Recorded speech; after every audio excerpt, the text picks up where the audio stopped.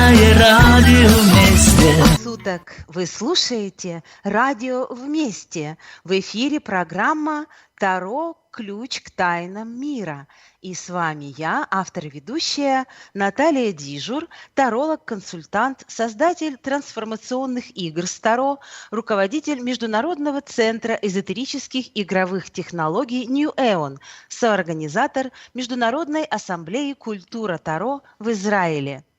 Если вы нас слушаете 10 февраля 2021 года, то это прямой эфир, а значит, вы можете принять участие и задать свой вопрос. Для этого нужно написать «Хочу в эфир» на Skype «Радио вместе». Пишется латинскими буквами одним словом «Радио вместе». А ваши письменные вопросы и комментарии я буду озвучивать. «Разговоры у камина». Так называется новый цикл программ. И теперь каждую среду вечером мы с вами, дорогие друзья, беседуем и задаем вопросы мастерам, людям, посвятившим свою жизнь Таро. Гости рассказывают о себе, делятся опытом, авторскими проектами и уникальными методиками, а также открывают свои сокровенные тайны и секреты мастерства. Итак, мы зажигаем камин, устраивайтесь поудобнее в креслах. Сегодня мы поговорим о талантах и способностях, о том, как найти и реализовать свое предназначение в жизни и как нам может помочь в этом Таро. С радостью представляю вам гостя программы.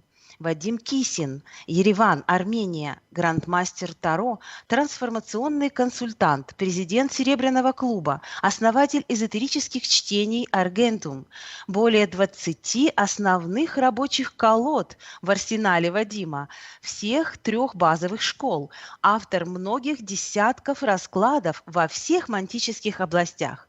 Добрый вечер, Вадим. Здравствуйте, Наталья. Очень приятно. За что вы меня пригласили. А мне-то как приятно. Я счастлива, что мы сможем с вами поговорить в прямом эфире, и нас услышит огромное количество радиослушателей и будут участвовать в нашей беседе. Ну, давайте предположим, что их будет 1 миллион. Да? Прекрасно. Давайте. Да. Давайте. Ведь радио вместе, радио всех 5 континентов. Нас слушают сейчас во многих странах, на всех континентах. Всем Чудесно. доброго времени. А начать нашу программу, Вадим, я хочу вот с такого вопроса. Расскажите, пожалуйста, о себе и своей семье, о вашем детстве, Вадим. Каким вы были ребенком? Обычным ли вы ребенком были? Ну, как вам сказать, слово «обычный», оно ничего не значит. Да, в кавычках у меня. Да. Ну да, я имею в виду, что мы все в каком-то смысле обычные, да. Распределение Гаусса никто не отменял, просто оно по каждому типу способностей свое, да. Кто-то в чем-то одном необычный, зато обычный во всем остальном, а кто-то в другом. Поэтому просто сказать, я был обычным ребенком или я был необычным ребенком, это как-то довольно бессмысленно, мне кажется, будет. Поэтому давайте я скажу так. Я был обычным ребенком, который вырос в провинциальном городе, ну, в большом провинциальном городе, в одной из, так сказать, классических имперских столиц Советского Союза, в Ташкенте, многонациональном городе, в семье интеллигенции. Ну, в том смысле, что мама моя преподавала в университете, бабушка моя, с которой мы жили в одной квартире, преподавала в университете. Отец мой, который с нами практически не жил, был аспирантом физического факультета МГУ. Прабабушка, которая жила с нами, была преподаватель университета. Вот. Так что, в принципе, династия учительская. Да, можно сказать, преподавательская, да, такая вот. Нет, в школе у нас никто не работал учителями как-то. Это высшая школа. Только я немножечко, когда был 9-классником, вел уроки в моей школе, когда болела наша учительница химии. Вел уроки химии для более младших классов. Ну, потому что как бы так случилось, что Я с первой возможности участвовал в химических олимпиадах. Видимо, у меня были к этому какие-то особенные способности.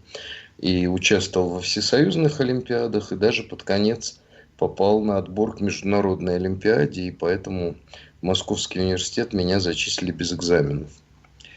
Вот, Интересно. да. Это Но к другая, вопросу о талантах и способностях. да. Ну, Мгм. на самом деле, это было внезапно для меня, потому что я до этого долгие годы собирался быть хирургом. У меня были такие планы, и был даже потенциальный учитель, который хотел с первого момента взять меня к себе личным учеником. Но я в последний момент передумал и вместо поступления в медицинский институт дома поступил в Московский университет на химфак, поэтому эти планы все пошли прахом. А до того, как быть желающим стать хирургом, я, в общем, был гуманитарием. У меня мама преподавала латинский язык. Кроме того, она этнически понтийская гречанка, поэтому у нее был очень большой пиетет и большой интерес к античной литературе, греческой, римской. И я это увлечение разделял, интересовался мифологиями разных народов. Это было историей. Вот это было для меня самое то. Потом я решил стать врачом, потом стал химиком. Вот. А потом был много лет менеджером высокого уровня, в том числе и госслужащим, таким заместителем министра в России. Вот. Ой, извините. Потом я был создателем и руководителем своей IT-компании в Армении. Это тоже было очень интересно. Вот. Но уже много лет, как я решил, что мои главные хобби, психология и эзотерика, они должны стать, наконец, основной профессией. Ну, вот так вот. Вот. И у меня в связи с этим прям вот плавно перетекающий рассказ ваш в вопрос. Когда, если вы помните, впервые вы обнаружили в себе способности к эзотерическим наукам? Просто, Это было, Вадим? ну, на самом деле все было тоже просто. Это тоже было в детстве, потому что моя вторая бабушка, которая жила не с нами, а отдельно, и у которой я частенько гостил, она была очень такая простая женщина, но эм, она была при этом, как бы это сказать, она гадала на обычных игральных картах цыганским гаданием. И она отказывалась меня учить. А мне это всегда было интересно. Она говорила, учить нельзя, дар пропадет. Но сиди, Мгм. смотри. Вот сиди, смотри, как я гадаю, если хочешь. И вот так первый раз я с этим столкнулся. Это сразу мне было интересно. И я еще, будучи школьником, уже сам начал гадать на игральных картах. Вот. Понятно, что потом в этом деле был большой перерыв. Но я все равно, вот как бы эти способности, они со мной оставались. А как только я сумел купить свою первую колоду Таро, это, конечно, был Таро Райдер Уэйта Смит. Вот, а так только так я и начал работать с картами Таро. А вообще А вот эта когда это область, могло быть? Ну вот когда это было, мне интересно? Это в каких годах? 90-е? сейчас я вам скажу, Когда ну это? поскольку я Вот, уже как бы старый человек, надо вспоминать годы, да? ну, мне не Значит, точно прям это, год, ну вот бросьте так ну, вот, считайте, примерно. год 70-й, 71-й. Когда мне было там, я не знаю, 8-9 лет, я начал гадать Вот, на картах. это интересно. Это к тому, почему я так подробно выспрашиваю у вас и у каждого своего гостя, потому что дети-то наши и внуки растут, и вот эти вещи ну, мы наблюдаем у них, и очень важно не пропустить проявление способностей, развитие этих способностей, самых разных, Да, эзотерических. я согласен. Да, более того, у меня даже была идея, которая, конечно, очень далека от реализации, о том, что нам всем надо собраться и выпустить детскую энциклопедию мантики в Да, стиле это детских очень интересно. энциклопедий советского времени, где будет масса статей о людях, которые в этом участвовали, о разных методиках, школах, направлениях, вообще о теоретических принципах этого дела. Это не значит, что я хочу, чтобы дети не учились наукам. Я как раз человек с научным складом ума. Я просто умею разделять научное мировоззрение и эмпирические знания, которые не могут быть предметом научного изучения. Вот хотелось бы, чтобы у детей, которым интересно эмпирические знания, интересна эзотерика, чтобы у них был свой материал, написанный на их возрастном уровне об этом. Но Это пока очень мы очень далеки. интересная, да, Пока идея. мы очень далеки от этого. Кстати, на протяжении всей программы к нам поступают вопросы, и уже несколько вопросов к вам, Вадим, поступили. Я буду их так вплетать в канву нашего Давай. разговора.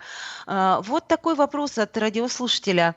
Как вы, вот согласны ли вы с выражением «талантливый человек талантлив во всем»?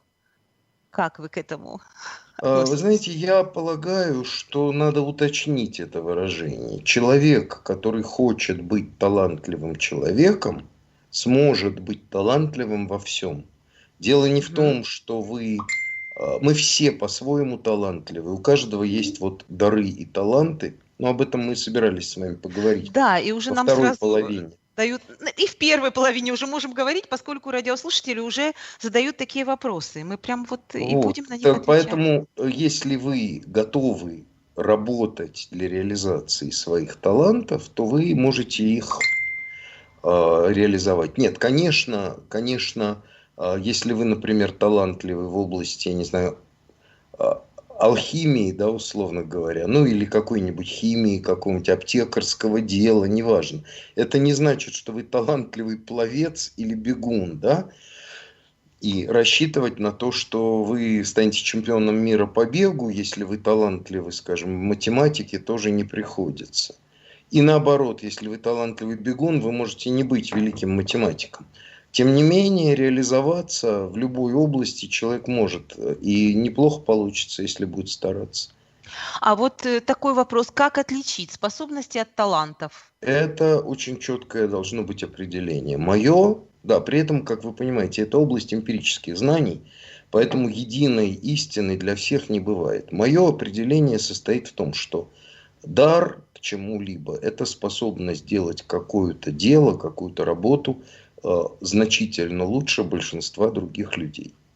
Мгм. Талант – это дар экстремального уровня, когда вы обладаете не просто способностью делать это дело лучше других, но и способны в этой области к творчеству, к созданию нового, того, чего не было до вас. Да, вот для меня Мгм. вот такая Мгм. разница.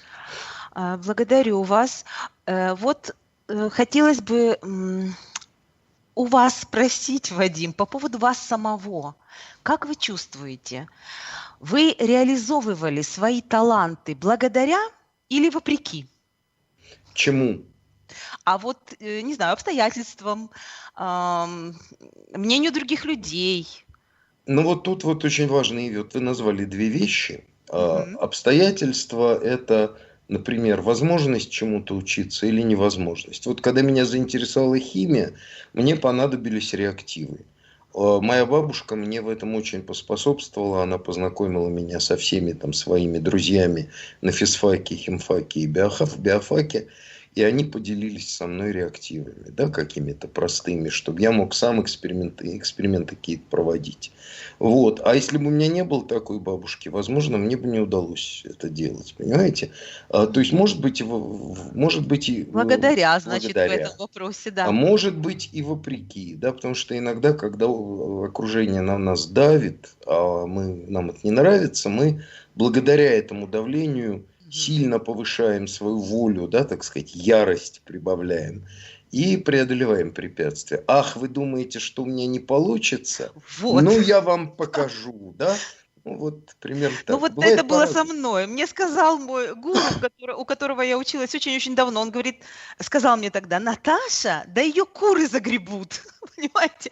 И вот благодаря или вопреки меня это разозлило, и вот все, что было дальше, это вот, не знаю, Ну, благодаря дело или в том, вопреки, что и то, и то. ну вот большинство людей, с которыми мне приходилось работать как трансформационному консультанту, они под таким давлением скисали. Да, То есть очень это часто бывает. Да, не обязательный выход, к сожалению. да. Чаще человек прогибается под давлением. Но может и разъяриться, и тогда он достигнет очень многого. А вот каков был ваш путь к Таро, Вадим? И как изменилась ваша жизнь с приходом в нее Таро? Вот как вы шли? И Вы какая знаете, на колода? самом Да, деле, мгм. Наташ, ничего глобально в моей жизни не изменилось. Вот, Мгм. скажем, 30 лет назад, когда я стал серьезно заниматься Таро. Просто потому, что я всегда жил примерно так. Мне всегда было интересно познавать, да, мне всегда было интересно новое. Я в любой области, я менял области деятельности раз в несколько лет. Менял радикально. И мне всегда интересно было учиться чему-то. Как только становилось понятно, что здесь больше нечему учиться, мне переставало быть интересно, как правило.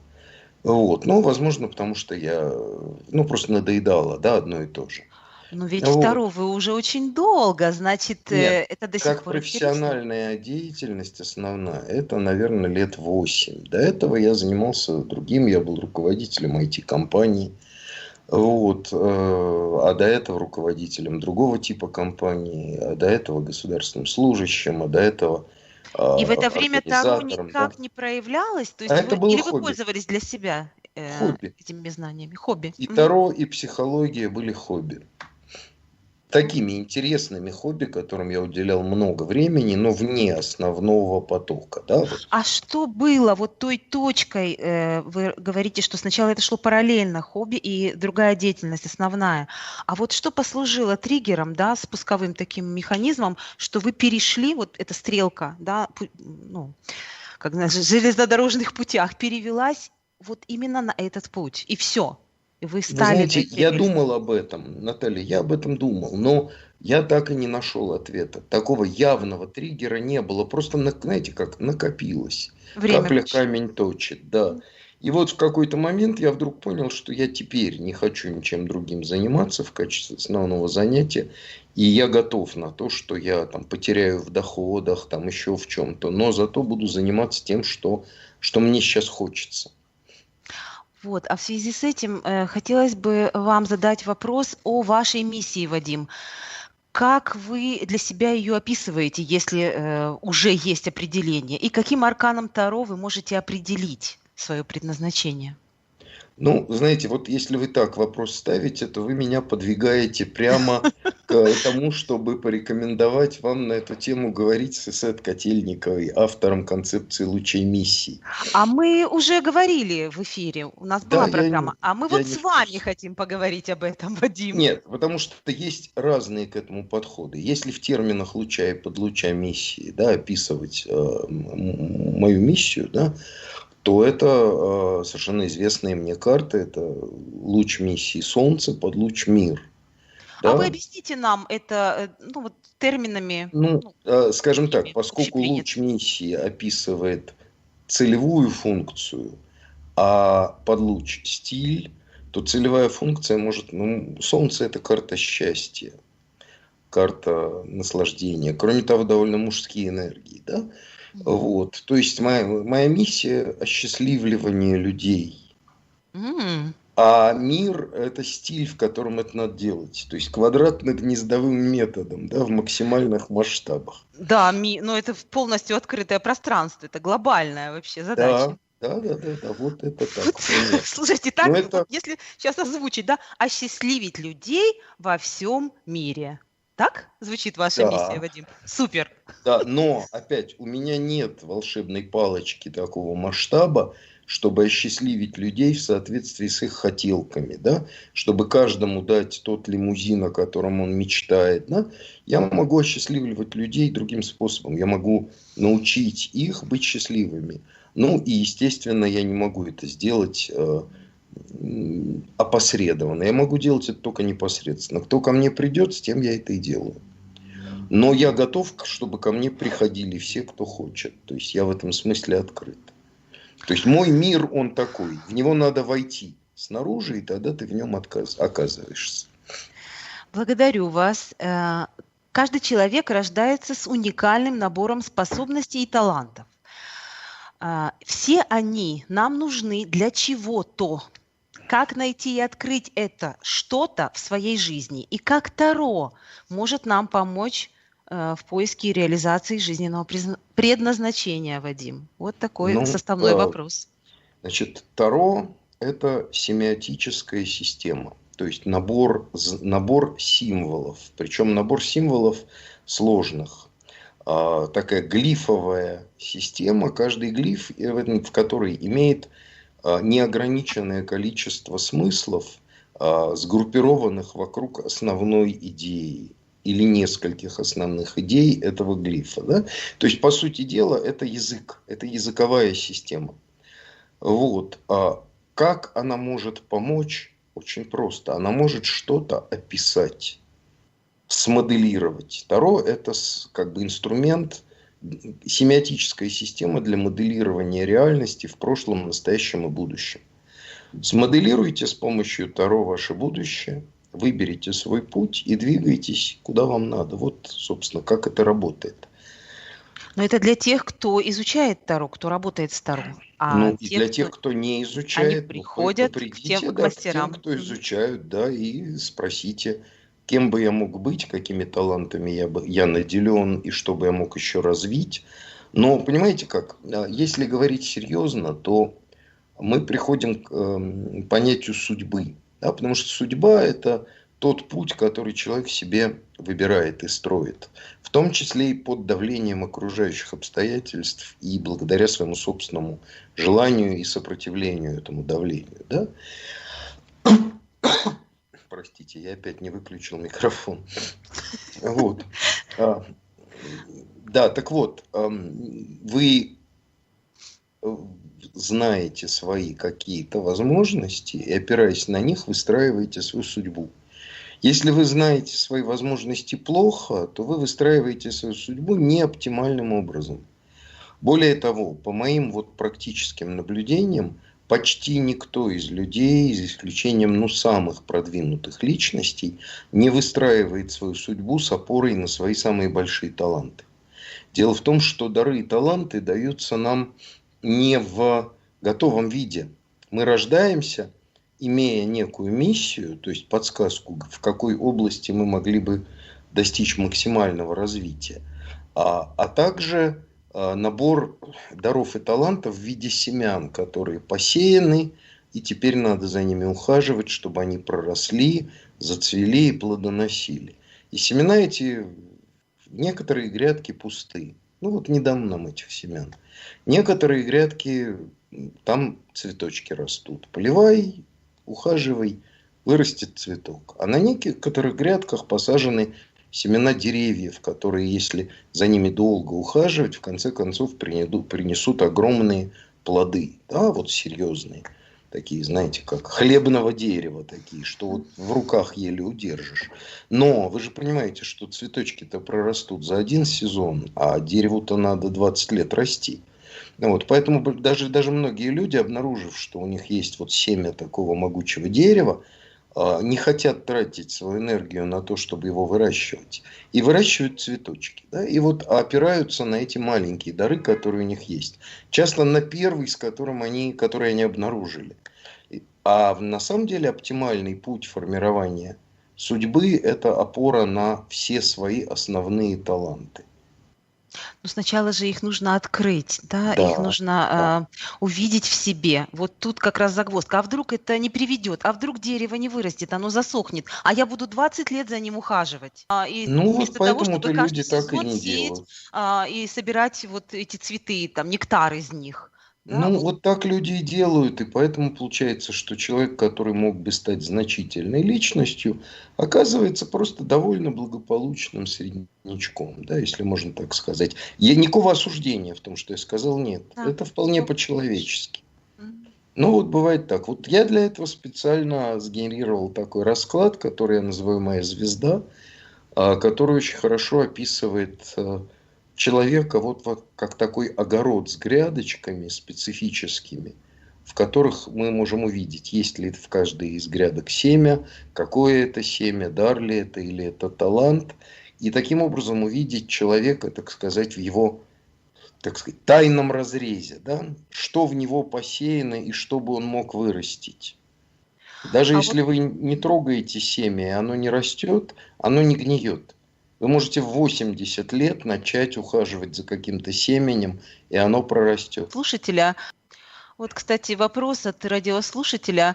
Есть ли у Вадима в запасе раскладик не с размытым ответом на вопрос о предназначении, а с конкретным? Вот я так понимаю, что мы как раз вот уже отвечаем. А Вадим, тут вы я, уже нет, отвечаете. тут Раскладик. я на самом деле, Наташ, я вот как раз я видел этот вопрос, он на экране промелькнул.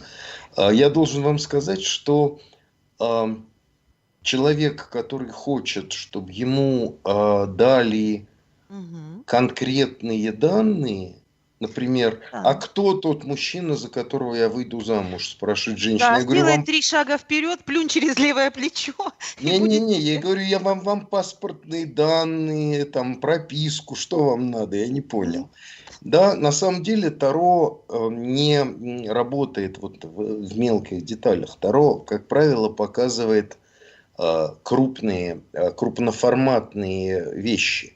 И если люди не способны для себя этими крупноформатными вещами оперировать, они говорят, не, ну это не серьезно, это не конкретно, вы мне паспортные данные дайте, Да, что вы мне тут воду рассказывать. льете, что вы мне Да, тут? да. Да. Ага. Вот, на самом деле просто я всегда говорю, ребята, чем более подробно вы хотите получить ответ, чем больше деталей вам нужно, тем больше времени я должен на это потратить. Мое время стоит денег.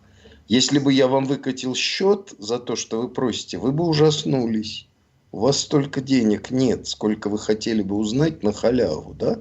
Но тут даже дело не в деньгах. Просто вам нечем заплатить за то количество энергии, которое надо получить, чтобы узнать хотя бы имя того человека, с которым вы когда-то вступите в отношения. Ну, вот насколько это нужно? Вот, скажем, если про меня речь бы пошла, мне бы не интересно было знать все, ведь тогда теряется кайф, теряется вкус жизни, вкус пути. Ведь интересно самому пробовать, ошибаться, там, расстраиваться, Это вам. радоваться. Да. Это вам. А есть люди, которые говорят, не, мне ничего не надо, мне надо готово. Мне вот чтобы готовенькое было. Вот, объясните мне конкретно, вот где живет, как зовут, как бы, какие у него слабые места, как его быстро найти, вот, какого числа будет наша Желательно свадьба. жениться себе побыстрее, да? Да, и не морочите мне типа голову. Дайте мне готовое. Я всегда говорю, ну, ребята, вам таблетка, да? Таблетка, вот человек говорит, а вот научите меня Таро. Я говорю, а зачем? Хочу стать мастером Таро. Я говорю, окей, на это у вас уйдет минимум 5 лет. Как? Ну, что вы за учитель, если вы не можете меня за 2 недели сделать мастером Таро? Ну, не могу. Извините. Мастер Таро – это 10 тысяч часов работы самостоятельной, примерно. Ну вот. Мы Не сейчас хотите? идем, да, Хотите на музыкальную таблетку? Это не паузу. ко мне. Вадим, спасибо вам за ответ. Сейчас мы прервемся буквально на пару минут, а после продолжим нашу беседу у камина. Музыкальная пауза. Когда лампа разбита, огонь умирает в пыли. Когда буря забыта, все меньше радуг вдали. Когда лютня упала, струна звенит все слабей. Когда речь отзвучала, бледнеет память о ней. Без лампы недолго огонь догорал, чуть дыша. И песня умолкла, когда онемела душа. В ней гимны ночные, как ветры в руинах поют, как волны морские, что вечно в колокол бьют. Открытые ударом два сердца у всех на виду. И жребий недаром слабейшему прочит беду. Любовь, ты ведь знала о нашей непрочной судьбе. Зачем ты избрала такое жилище себе?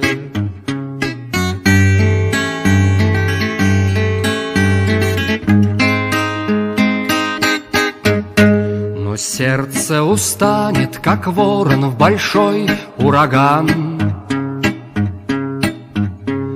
и разум обманет, как солнце в мороз и туман.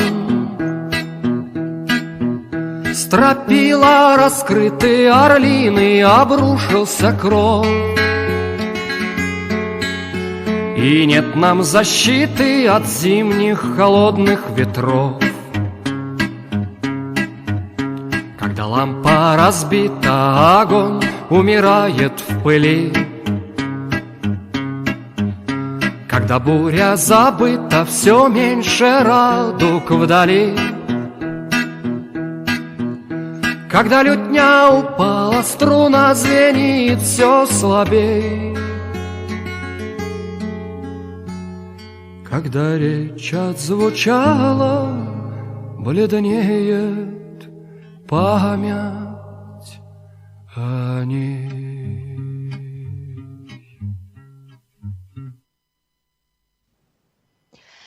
Дорогие друзья, вы слушаете радио «Вместе».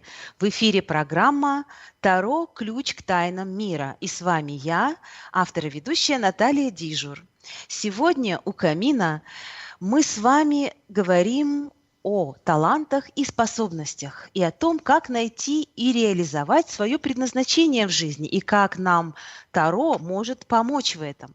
Гость программы Вадим Кисин, грандмастер Таро, трансформационный консультант, президент Серебряного клуба, основатель эзотерических чтений «Аргентум». Дорогие друзья, вы можете задать в прямом эфире вопрос мастеру. Для этого напишите «Хочу в эфир» на Skype «Радио вместе». Пишется латинскими буквами, одним словом «Радио вместе». А ваши письменные вопросы и комментарии я буду озвучивать. И мы продолжаем нашу беседу у камина. Вадим, расскажите, пожалуйста, о своих авторских методиках, которые могут помочь нашим радиослушателям использовать собственные таланты и способности, чтобы исполнить свое предназначение.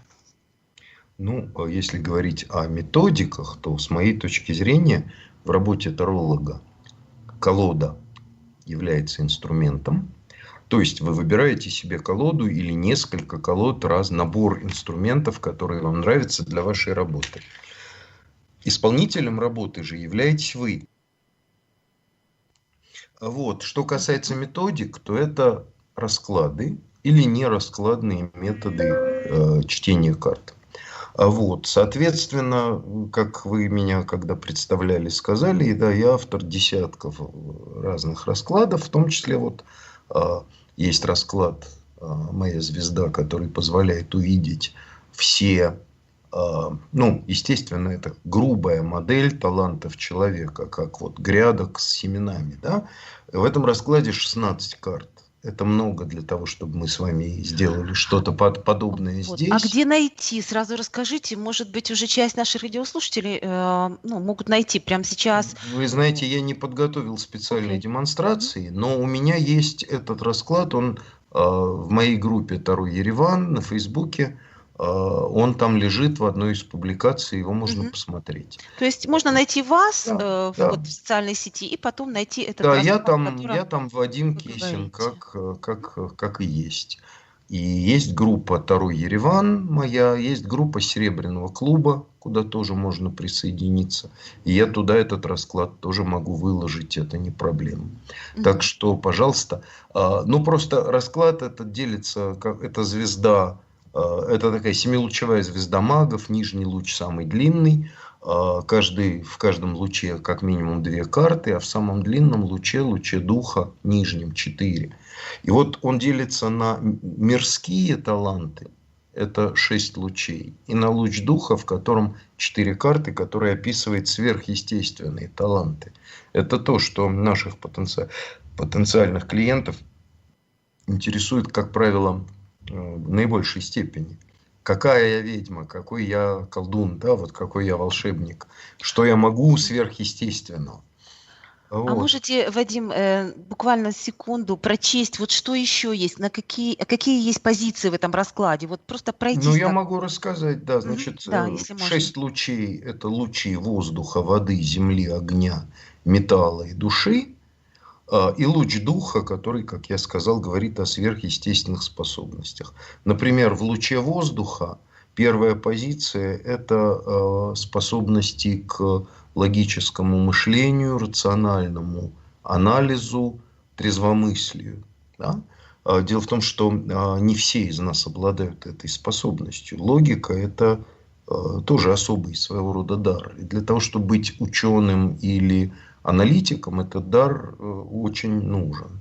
Но это не значит, что если этот дар у вас отсутствует, то вы дурак. Да? Это значит, что просто ваш интеллект, например, эмоциональный интеллект или еще какой-то чувственный. То есть вы к холодной логике не очень склонны. Вот. Вторая позиция в этом луче воздуха – это дар к вербальным искусствам. Способность быть писателем, поэтом или оратором. Умение пользоваться речью для достижения своих целей.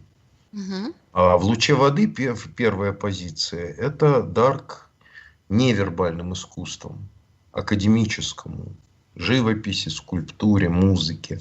А вторая позиция – это способности учить, воспитывать и отчасти лечить тело. Например, продолжайте мне по лучам идти. Ну, это очень интересно, я думаю, подробно, действительно, те, кого заинтересует расклад, увидят это, найдя вас и вашу группу. Ну, это очень Хорошо. интересно Хорошо. по всем стихиям. А вот хотелось бы мне прям вот в прямом эфире как-то вот так получить ответы. Я же хочу воспользоваться своим служебным положением. И хотела бы вас попросить вот этот луч духа. Конечно, с одной стороны, я не знаю, какие карты там сейчас А выпадут. я расскажу. Да? А я Нет, расскажу я к тому, сейчас. что вдруг там мое эго вдруг, да, там. Но я хочу услышать, и мне это интересно, если можно. Вот Да. как это работает и какую колоду вы Расскажу. берете. Потому что у Значит, вас же их больше расскажу. 20. Значит, да, я в данный момент этот расклад я люблю очень делать на Таро Фей. Это Фей Таро, так сказать. Вот колода очень интересная, колода живая. Многие считают ее какой-то такой не очень серьезной, смешноватой, детсковатой. На самом деле чудесная универсальная колода. Ее персонажами являются феи, вот в смысле крылатые такие существа. В основном девочки, но мальчики среди них тоже попадаются. Очень интересно. Они вот в разных таких ситуациях находятся в соответствии Слушайте, с ну тем, вообще слышать от брутального, такого мужественного мужчины разговор о том, что он работает с колодой фей, это интересно, я вам скажу. Это интересно. Это вы знаете, Наталья, для образ гармонии ваш человека очень интересно дополняет. это, понимаете, для любого мужчины юнгианская идея, да, наличие анимы очень важно. Да, Если у вас плохо развита анима, то вы просто брутальный мужчина и все. да, А это скучно. понимаю. Вот. Надо точно так же, как женщины, у которых нет анимуса развитого, это тоже неинтересно, поверьте мне. Они не понимают мужчин и не умеют с ними общаться и много чего еще. Вот. Да и не выживут на самом деле, что тоже не очень хорошо. Вот. Ну что, значит, смотрите, как устроен луч духа. В нем 4 позиции. Понятно, что это тоже модель эзотерики. Да? В эзотерике ее можно разделить на 200 разделов. Да? Но вот 4 основных группы по типу того, что человек делает.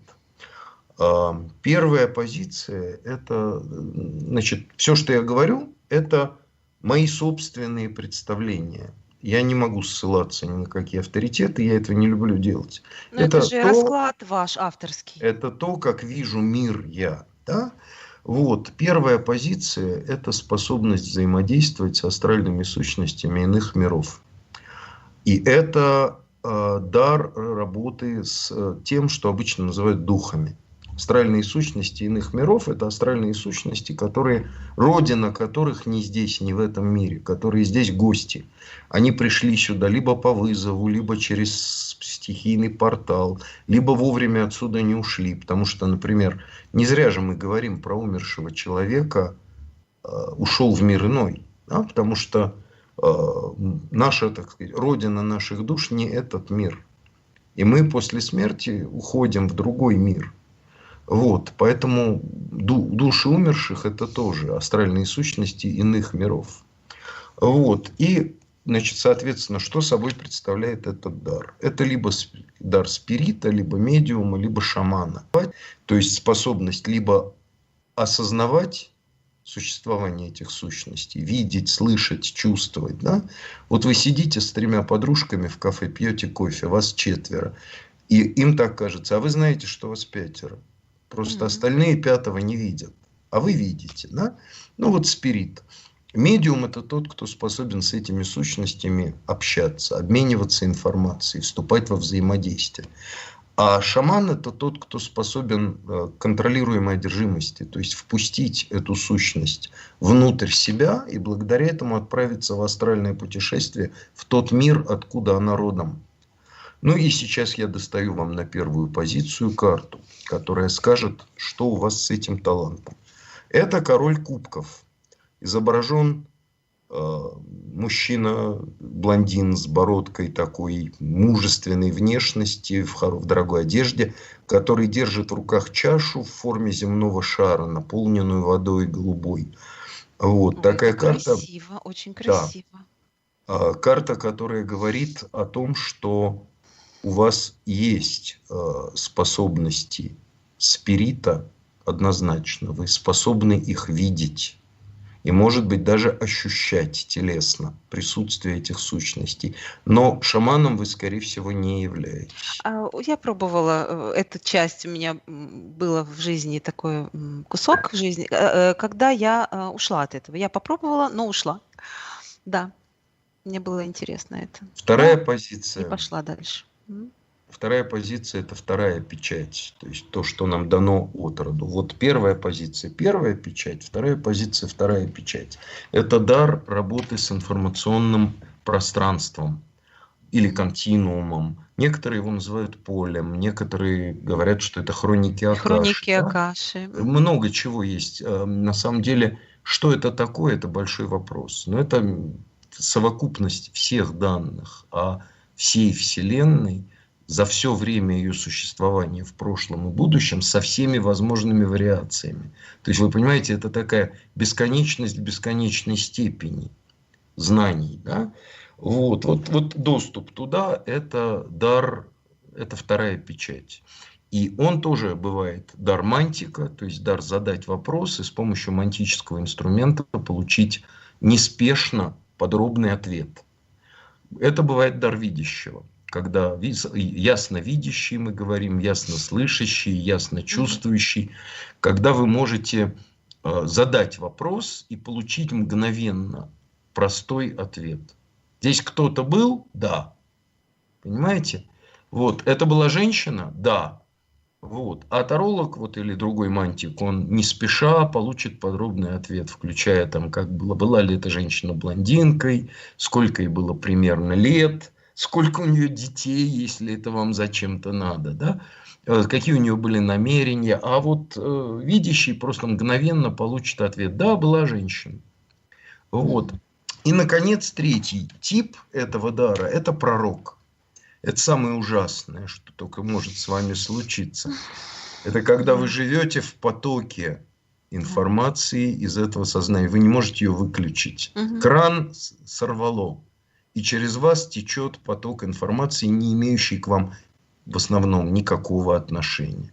И вы в итоге начинаете рассказывать про 3 белых коней с черными всадниками, с копьями, на вершинах которых, черные флаги и черепа крокодилов и так далее. Понимаете? Ну а как иначе выразить то, что вам абсолютно непонятно и невыразимо вашим языком? Как-то подбираете. Вот получается пророчества такие. Вот 3 этих уровня. И сейчас я достаю вам карту из Таро Фей, которая будет говорить о второй печати. Это очень интересно. Восьмерка мечей. Восьмерка мечей очень БДСМная карта. На ней изображена фея, которая стоит на коленях в камере. У нее связаны ноги, руки и крылья, а недалеко от нее ее меч воткнут в землю. И если она хочет спастись, она должна доползти до этого меча и разрезать, рискуя там пораниться, разрезать эти узы. И вот тогда она победит. Это очень интересная карта. Она говорит о том, что в какой-то момент способности работы с информацией были у вас заблокированы. Но, скорее всего, по вашей теперешней ситуации, вы таки до меча добрались. И сумели освободиться. Я не знаю, говорит вам это что-то или нет. Да-да, просто все через такие очень большие усилия. Да. Через надрыв даже. Так это происходило.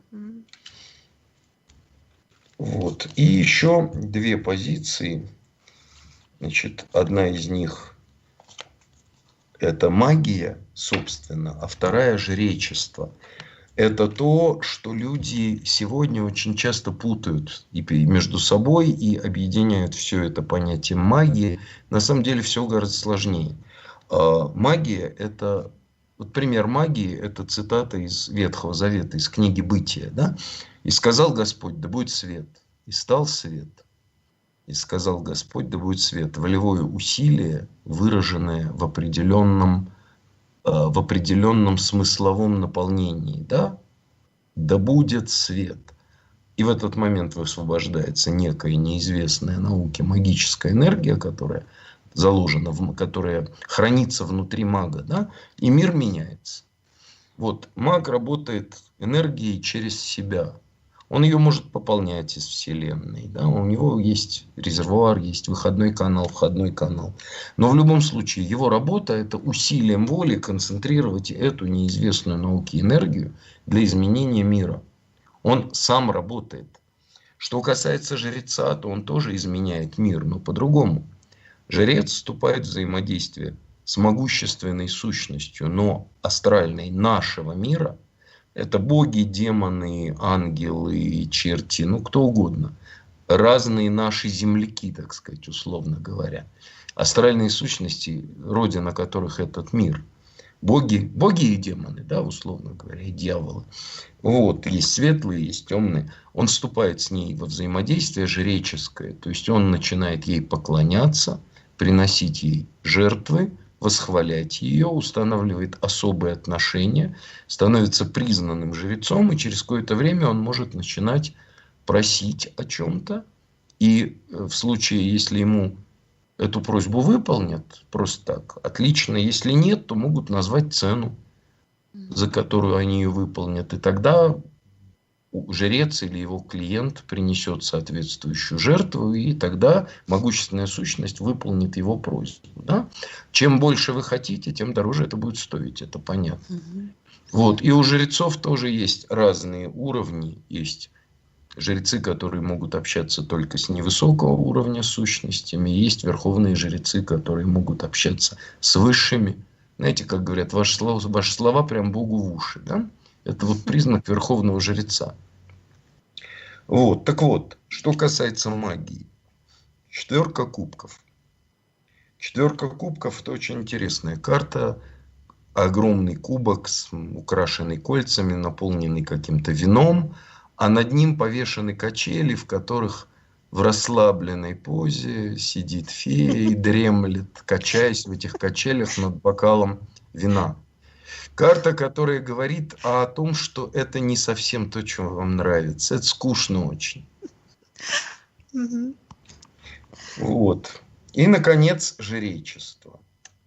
Значит, со жречеством очень любопытно. Значит, выпала двойка кубков. Карта, которая говорит о союзе однозначно. То есть, самая сильная карта, которая выпала вам на сверхъестественные способности, выпала на жречество. Это значит, что вы очень перспективная жрица высокого уровня, причем ваше божество, скорее всего, мужская фигура.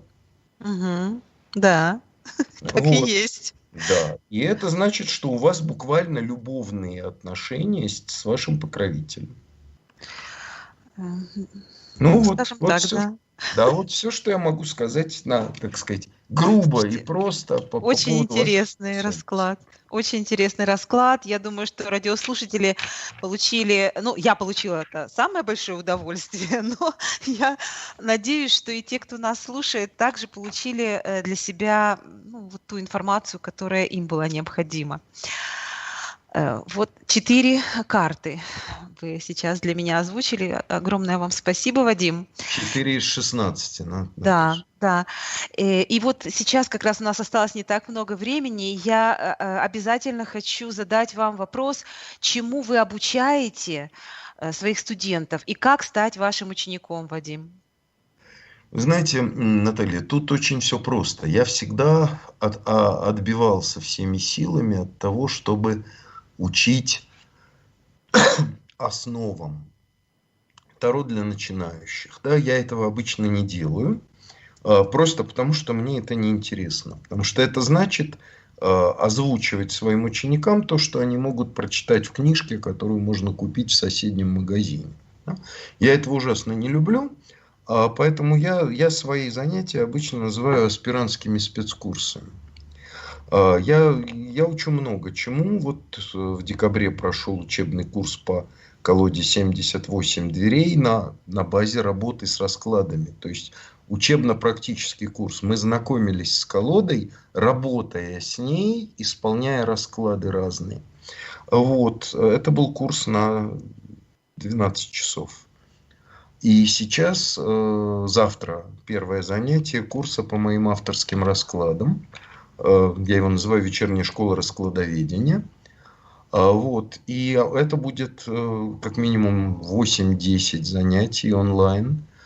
Уже около 20 учеников набралось. Но еще могут успеть те, Ну, кто да. заинтересуется. Все очень Так что, просто. да. Я человек, не возражающий против личных контактов. Я вообще предпочитаю разговаривать с человеком живьем, немножко хуже удаленно разговаривать, но с видео и аудио, да. Еще хуже это чат, и совсем плохо это переписка, да, вот классическая. Я очень люблю живое общение. Ко мне надо обращаться просто, и все.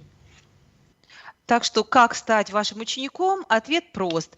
Обратиться к Вадиму Кисину. Выбрать меня сперва и понять, почему ты выбираешь меня, а не кого-то другого, а потом ко мне обратиться, да. Куча видео лежит на моем канале в Ютубе, чтобы понять, кто я, какой я, о чем я говорю, чего говорю.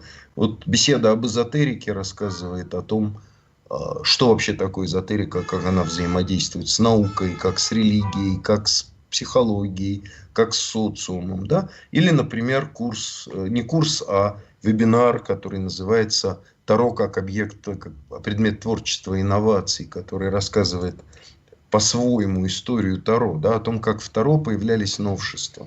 Кто принес в Таро древо Сефирот, кто принес в Таро астрологию, как это было. Ну, то есть, это вот так. То есть, пожалуйста, послушайте, посмотрите, решите у меня учиться, пишите, звоните. Я рад. Что можно пожелать, Вадим, тем нашим радиослушателям, которые только открывают для себя систему Таро? Что бы вы пожелали им? Я бы сказал упорство. В первую очередь упорство, Наталья. Потому что большой талант, чтобы стать грандмастером, работает правило 10 тысяч часов. 10 тысяч часов выдержать, ну, надо очень уж любить это дело. Поэтому я вам желаю упорства и любви к этому делу. Тогда все будет прекрасно у вас. Это тем, кто начинает. А вот тем, кто уже занимается Таро, уже выбрал для себя этот путь. Секрет максимальной реализации в этой теме от Вадима Кисина. Отбрасывайте все рамки и границы. Благодарю вас, Вадим, за то, что вы были с нами. Благодарю радиослушателей, которые собрались сегодня у камина, за участие в нашей беседе. И следующий разговор у камина состоится ровно через неделю. Мы прощаемся с вами, дорогие друзья. Вадим, может быть, вы хотите что-то добавить? Да, Еще? конечно. Во-первых, я хочу с вас удовольствием. поблагодарить за приглашение, за то, что вы дали возможность мне вот эти интересные вещи рассказать вашей аудитории. А мне это было очень приятно. И всем, кто меня слушает, я благодарен за то, что они решили потратить свое время на то, чтобы меня послушать вместе с Натальей. Спасибо вам всем. Да, И спасибо благодарю. радиостанции, которая ведет Таро. Это уникально. Да, это Да, редкость радио вместе большая. уникально. Да. С любовью к вам и Таро. Автор и ведущая программы «Таро. Ключ к тайнам мира» Наталья Дижур. До встречи на радио «Вместе». Будьте здоровы и счастливы. До свидания.